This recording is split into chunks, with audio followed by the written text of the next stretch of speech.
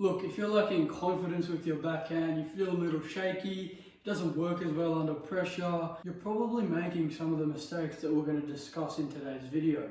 A good, well-practiced, strong backhand should feel stable, you should feel comfortable while you're doing it, you should feel loose, relaxed, and it should be a weapon, not what it is right now for you. So let's fix that, guys. So the first thing we have to discuss is our stance. A weak backhand could start even before you contact the ball. If your stance is shaky or unstable, then you're not going to have a high quality shot. What you need to do is stay low. You want the low center of gravity. You want to stay centered to the ball. What does this mean? Wherever the place is you're playing the backhand, if it's here, you need to center yourself to the ball. If it comes here, center yourself. This is how you maintain the best control possible. You also want to put emphasis on having this forward lean when you're playing the backhand.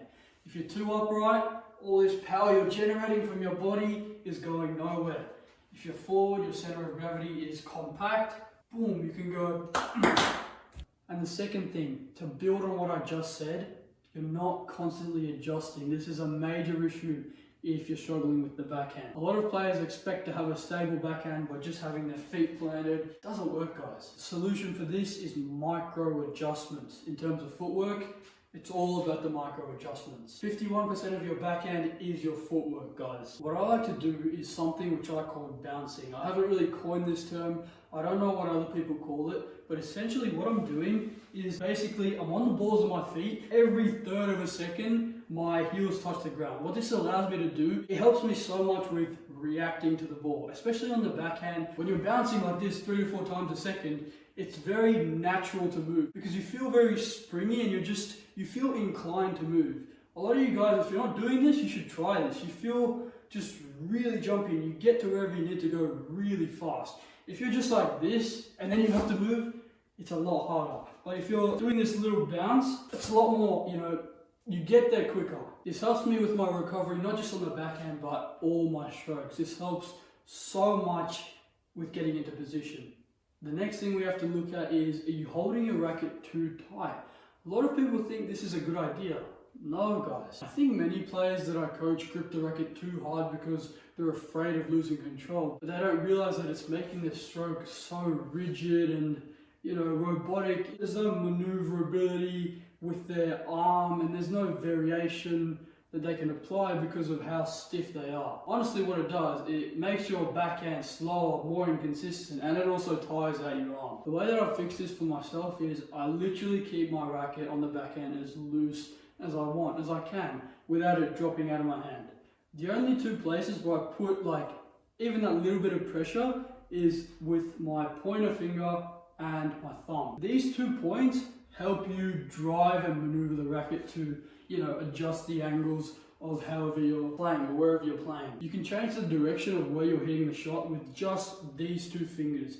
So there's no need for these other 3 fingers and your hand to be holding the racket so tightly. It just makes your stroke so rigid. Holding your racket loosely helps you so much with the smooth and, fluid motion. This is what you need on the backhand. You shouldn't be a robot. When you hold your racket loosely, you absorb some of the ball's quality and spin, which also gives you more control.